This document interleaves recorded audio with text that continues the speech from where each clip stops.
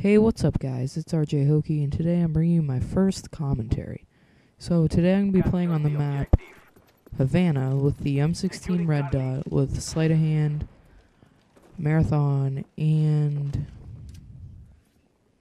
I'm actually not sure what my other perk is, but I don't know what the Red Dot sight on this M16, and my opinions on the M16 is really with 3 burst weapons, it's kind of pointless to use larger sights like the holographic.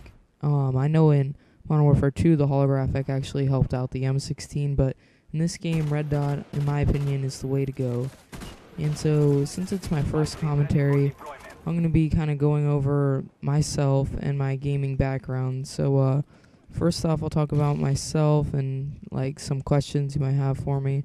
My real name is Reilly, spelled Reilly. The reason I have to say that is because there's like a ton of different ways to spell my name. But so I play on the Xbox 360, and I mostly play Halo and Call of Duty games, mainly Call of Duty. But sometimes I go back to Halo with some of my friends who aren't really too big into Call of Duty. So I use Turtle Beach X31. I use that as my headset. And I was trying to use it to record this commentary, but it wasn't really working out, so I'm just going ahead using a Rock Band mic. And so I record my gameplay with an AverTV HD DVR. So pretty much what this is it's this thing that goes into your computer. You have to open up your PC and install it, and it records your Xbox or PS3 or TV or whatever, obviously. And it has similar quality to a HD PVR.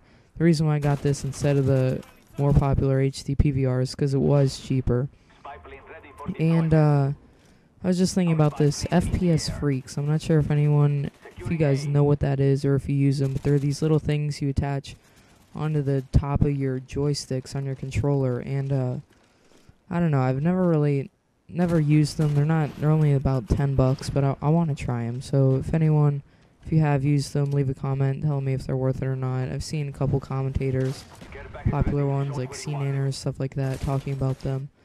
So now I'm going to talk about my gaming background, history, stuff like that. I didn't really get into games that much until recently, but I've played some games over a couple years that have really kind of impacted me. So the first game system I ever had was a Nintendo 64, like most people out there. I played the usual on it, Mario Adventure 64, whatever it's called, Mario Kart, and then I had to Google this one, but Beetle Adventure Racing. That was my favorite game on there, and that was the only video game my dad says he will ever play.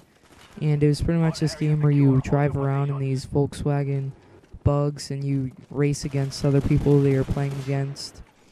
You can also race against the CPU. And then so after that, I started getting older. I got into preschool, early elementary school, and I got a Game Boy Advance.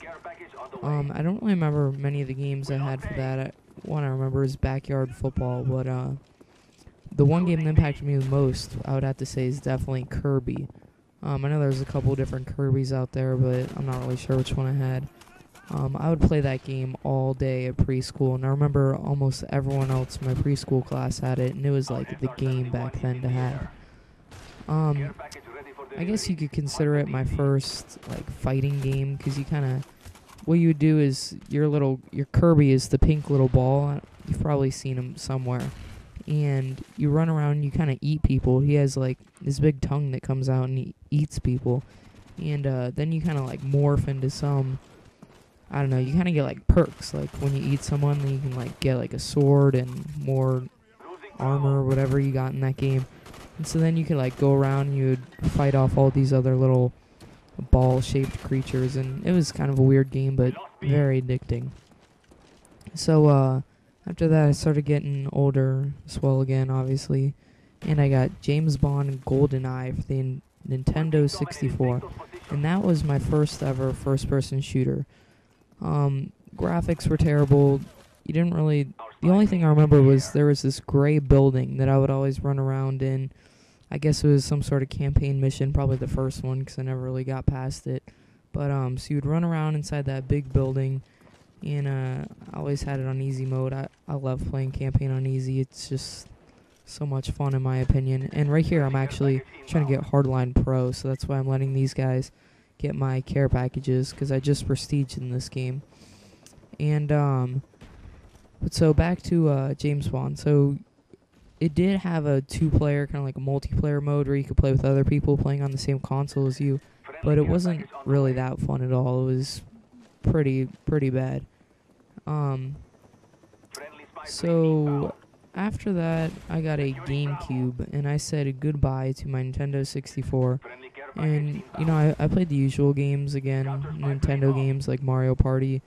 And I had this NASCAR game that I really liked because I could enter like these cheat codes and race around in like Vipers and Ferraris and cool stuff like that. So, I mean, everyone loves racing around in Ferraris. And so I got another James Bond game for the GameCube, and I got James Bond from Russia with Love, and I'm pretty sure that was in 5th grade, I think. And I loved that game. I would play with my neighbors. They would come over. I never really got into campaign. Like, I played it a lot, and I think I actually beat it on easy, but it was a pretty easy campaign. But so it had an auto aim feature thing where you could just like, if you hold down the L trigger, it would automatically lock onto anyone that was like within your line of sight. And but so I used to play against my neighbors, and they were terrible. Video games didn't have anything, and I would always win. And I would never tell them like what guns. I would tell them like that the bad guns were the good guns. And we would play where you could, after a certain number of games, you get XP kind of like every game, and then you could unlock stuff.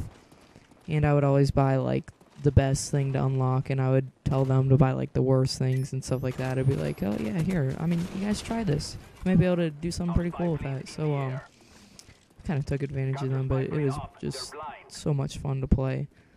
And then so after that, I got a PS2, and not trying to start like an Xbox versus PlayStation battle thing, but the PS2 pretty much made me stop playing video games for a good amount of time.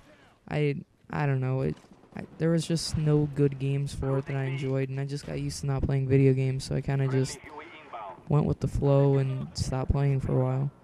But the summer of 6th grade, it's my first year of middle school, and I hung out at my friend's house pretty much like all summer, and he had Halo 3 for the Xbox 360.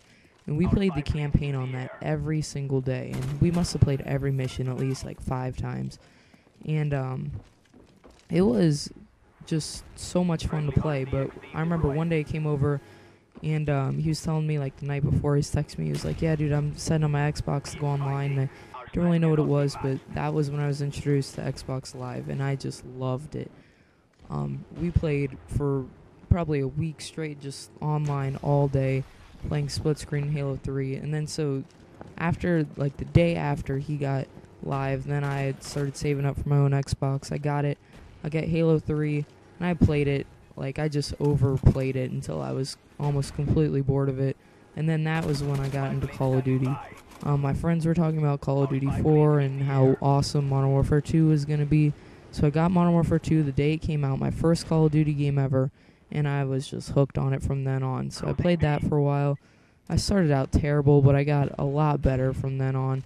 And then once Black Ops came out, I just loved that. And so that's pretty much where I am right now. And I hope you guys enjoyed this commentary, my first one ever. Final score 24-3, and I will see you guys later. Thanks for watching.